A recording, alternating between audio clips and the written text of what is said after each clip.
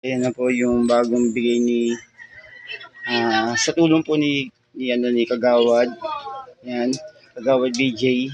At siyempre kasama po siyempre sa pupunta po dito sa tulong din po ng ating punong bayan, si Kapitan Soto ng Poblacion 4. And salamat po kay Mayor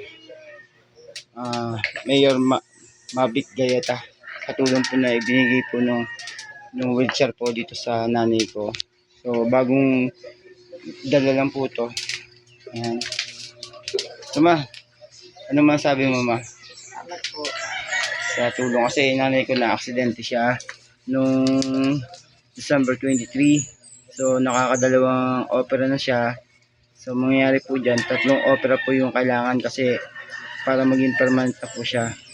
So di ko akalain, pagbunta ko ng May 4 umaga, May 5 ngayon, ito na agad yung wheelchair na itinulong sa nanay ko. Salamat po sa nanunungkulan sa Poblacion 4, sa lahat po, Kapitan, Kagawad, at lahat po ng ng lupon.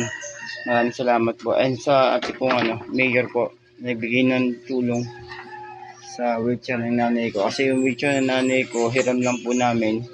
Mahirap pong gamitin. Pero kasi natatagtag po kasi yung niya.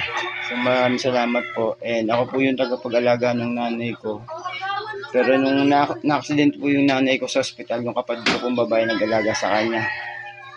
Simula noong December 23, 2025 hanggang December 2026. Ayan. Mama, siyempre kinikwento ko nga mama, buong detalye. Pwede ba naman yung gano'n, binibidyo nga eh. So, nagpapasalamat nga sa So, yun lang po. And that's it.